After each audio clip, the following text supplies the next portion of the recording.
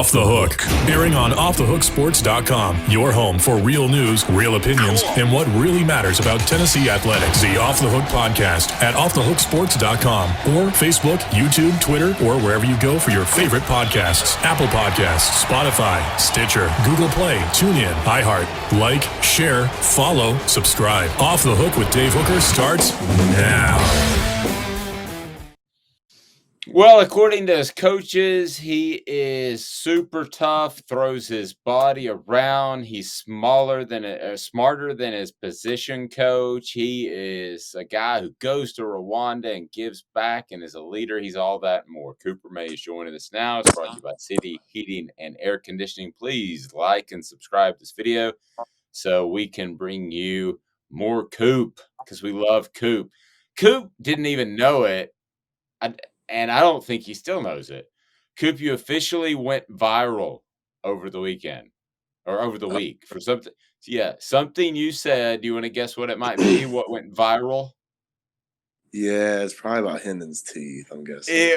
It was. So somebody apparently listened to that video and put out on Instagram. And as we tend to do, we responded. Well, you heard it here first. Hopefully that didn't get you any hot water. I thought that was a great story about Hendon.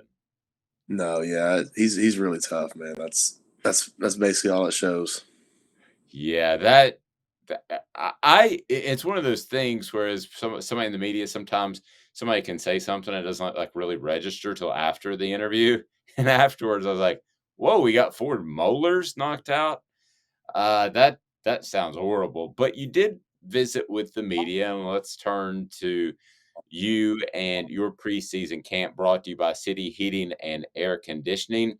City Heating and Air, go to cityheatandair.com and they're all about integrity. So, yeah, I knew about last season, but I wasn't full-time covering Tennessee, and you suffered an ankle injury. And boy, when I heard that in your press conference, you might miss a game with an ankle injury. You might miss 2 or 3, but I can promise you one thing about an ankle injury. They don't ever really heal completely during the season, do they? No, yeah.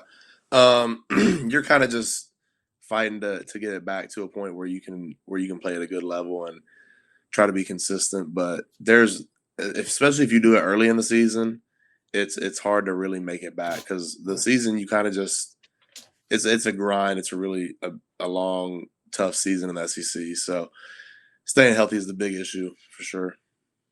But you feel good. Everything's good now. I loved what you had to say about the fact that you feel better because of a tough off-season regimen. So when you go out there feeling good the first couple of days, that's a sign that you've done your work in the previous few months, right?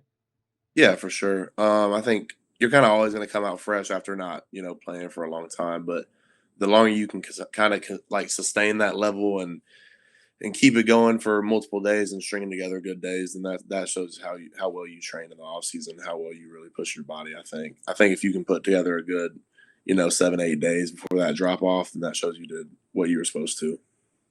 Yeah, and I know that your offensive line coach, Coach Ellerby, had said that maybe you guys came out great and then wilted a little bit, I believe, on Wednesday in the heat and then came back Thursday. That's just kind of the natural ebb and flow when it's 95 miles an hour or 95 degrees, right? Right. Yeah. It's definitely not friendly out there in the heat of the day. If it's 95, then it probably feels like about 105 because you're right next to the river, so it's humid as crap. And then, you got 20 pounds of pads on or whatever it is. It's never going to be, super pretty your first day in full pads in the fall camp. But, I think we did a really good job bouncing back and getting better on day 4 for sure. I'll ask you about Darnell Wright. So here's a guy who is playing the second sexiest position in football based off paychecks other than quarterback. To be a left tackle means that you're going to get paid in the NFL a little bit more than those right tackles. But Tennessee comes to him in the offseason, the coaches, and say, we might want you to move to right tackle. And he says, absolutely. What does that say about Darnell Wright? Yeah, Darnell is just a guy. He'll do anything if he has trust in you. So, I think he has a lot of trust in what the coaching staff wants to do for him and them wanting the best for him. Kind of Darnell is a guy that's very he's here to help wherever he can, just like most of the guys in the room. So he's a very special talent, a very good guy. He's one of my best friends, and the sky is really the limit for him. People don't really know this, but Darnell is like a once in a very long time type athlete. Like the way he moves and everything is really special, honestly. Let's delve a little bit deeper into that. What do you mean the way he moves? Like just being like he's a good 6'6", 3, 35 or whatever he is, around in that range, and he can move better than I can, dang near, probably a little bit better. He does a lot of freaky stuff on the football field, like as far as like getting out of his stance and just doing like unorthodox movements. It's hard to explain. You kind of just have to see it, but like he does like some stuff that just is very off the wall, like special. Like that most people, just normal human beings, can't do stuff that he does at the speed at which he does it as well. You're just talking about football strictly, or have you seen other things that he's done maybe off the field that you're like, whoa, that guy? Oh, I mean, yeah, he can. I mean, he can. I think he went out there on the complex, like the indoor field, did a back handspring one time when he first got here. There's a video of him maybe in a state tournament in West Virginia where like it was like a fast break, and he's just as big as he is now, but he's playing basketball, and it was in a state tournament, and he caught a ball like midair and like did a 360 and like threw the ball back and had a perfect pass to a teammate. Just I don't you can't really explain what like he can do. It's very crazy. So Cooper, as the question I get asked as much as anything is about Joe Milton, and things didn't end well the way he wanted them to in that Ole Miss game. We all know that. Mentally, do you think he's over that? Do you feel like the team has that faith in him, that trust in him? Yeah, for sure. I think everybody would be behind him, 100% if he was in the position of starting. He's had a really good offseason. Everybody knows he's, big and strong and everything, but he's worked a lot on his leadership qualities and I think he's been working really hard. So anytime somebody shows you that in the offseason, you'll have full faith in them when it comes to time for the ball to be put to play. Yeah, and I wanted to ask you, have you I mean, because the way he jumped out of bounds against Ole Miss is something I know he would love to take back. We've all got things in our life we'd love to take back. Is there anything, one play on the football field that you made that maybe went under the radar a little bit because you play offensive line instead of quarterback, that you're like, man, that was really dumb? Is there anyone that you walked away from was like, that Mhm. is not what I should have done? There was a play in high school when I was playing D line, and I got an interception, and I like caught it and like fell on the ground just to make sure that I caught it. But when I watched the tape back, I probably could have took off with it and scored. So that would probably be, my biggest regret as far as a football player, is I would have had a pick six, about a 50-yard pick six, in fact. So I'd probably take that one back if I had to. Yeah, that would have been pretty strong. Speaking of, have you been timed in the 40 and all this when you guys do timing and weights and all that and headed into the season? Yeah, no, I haven't ran a 40 probably since high school, I think. I'm pretty sure. It really Yeah, probably. is. It's kind of the dumbest stat out there, isn't it? To some extent, for an offensive lineman, Yeah, especially. definitely. Yeah, definitely for offensive linemen, I would say. There's not many. I mean, there's definitely a lot more useful drills. Like, yeah, I mean, I'd probably say the 10-yard split, the however long that is, that's probably more efficient to look at than the actual 40 yards, because the odds of an offensive lineman running 400 or 40 yards, straight down the field is not, even in the realm of possibilities really in football. Is it safe to say that if you decided you wanted to beat me up, that I could not run away from you and get away from you? Uh, I don't know. It just depends on I'm how motivated probably like I was, probably. Cooper.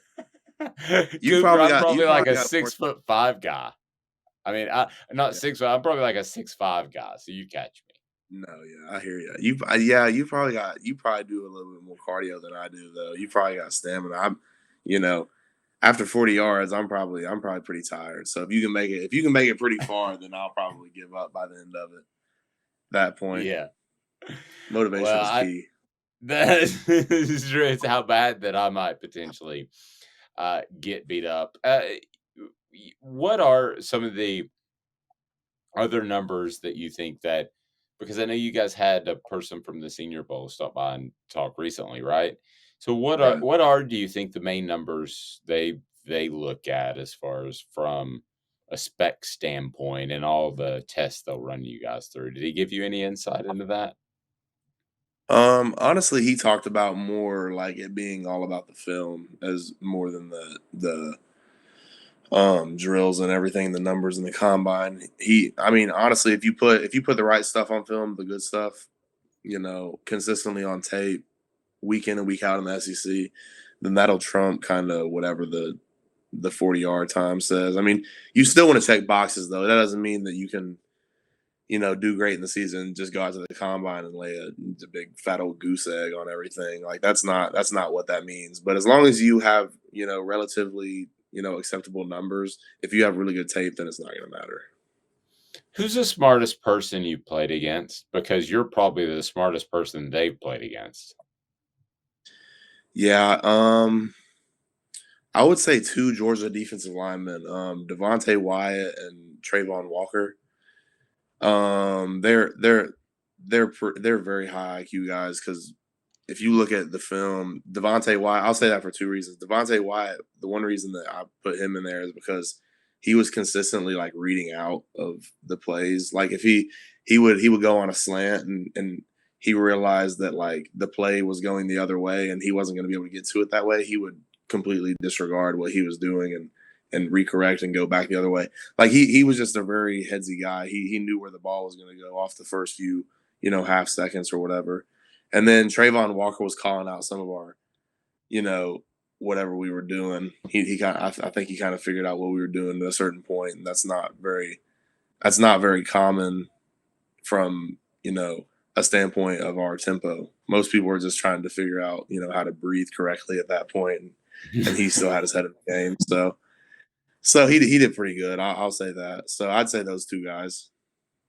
Well, speaking of that, can you give me a time where you've caught somebody just completely off guard because of the tempo? They had no idea it was going to be that fast. Yeah. I would probably say there was I don't know about like a whole defense, but if you look at there's a couple clips maybe that you can find. There was a play when Cedric scored, I think, against South Alabama, and I don't know if it was much of confusion, but there was a linebacker over there on the field that was meant to cover set, I think, and you see him the play before in the middle of running back to the next play, you can see him asking all the coach. He was tapping his head to come out, like he was begging the sideline to put somebody in for him. And then by the time he looks back, we're already snapping the ball, and Cedric's running right by him for a touchdown. So that's a really good example of how effective Simbo can be. One other thing, Coop, that did pop into my mind was Darnell Wright. You talking about his physical ability. How much can that help him at the NFL level, where you have to be a certain amount of physically gifted to even compete at that level? Yeah, I mean Darnell's he can really like he can truly be as good as he wants to be. Honestly, like if you look at his skill set, like the way he moves and his size and the combination of that, like he can really do anything he wants. Like first round talent for sure. Just off his athletic ability and everything. Um, he's got to continue to get better, but the baseline skill set there, like the tools he has, like the building blocks, is what NFL teams like clamor about all the time out of a tackle. Yep, the coaches have said that playing left tackle and right tackle isn't much different in this offense, which surprised me a little bit. I guess they're referring just about pass protection, but to me, your feet, your footwork, and everything is completely opposite, at least to what I'd been led to believe at this point. How would you describe playing right side versus left side and vice versa? Right. I mean, them saying that it would, not be much different. That they're probably talking about the plays. I mean, obviously the plays are just going to be the opposite. Everything that you're doing is going to be opposite, basically moving from left to right. So until people that don't really understand, or people that don't really like play, have never played O line, like they don't understand truly how difficult it is to switch sides. Being able to switch sides and not decrease in production and skill or level or whatever, that's extremely hard to do. So if you can see somebody that can move back and forth and be successful on both sides, that's extremely special. So how do you think Darnell's done at that right tackle position? Really good. I mean, Darnell, to be fair, also he played 2 years at right tackle leading up Right. to the switch to left tackle. So I think he just kind of picked up there where he left off. So he's been doing really good. So what do you think about the guys? If you can kind of give me a scouting report of the guys that are vying for that starting left tackle position. What do you think of them?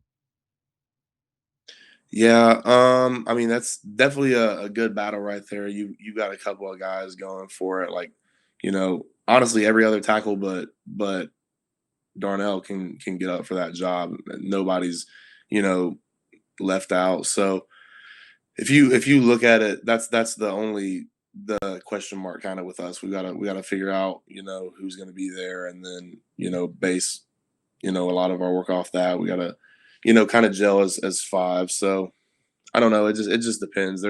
You gotta kind of find a way to get comfortable with your lineup there, and then we'll kind of work our way off that. Yep, he is Cooper Mays. I've got one last question for him right after this. His appearance, as always, is brought to you by City Heating and Air Conditioning. Hi, Mike Davis here with City Heating and Air, reminding you to always dare to compare. Our team provides quality local heating and air service, installation, and maintenance across East Tennessee. We use only the best equipment like American Standard Heating and Air Conditioning for your residential, new construction, or commercial needs. Honesty, dependability, and customer satisfaction have been the cornerstones of our business since 1961. City Heat and Air. There's your pair.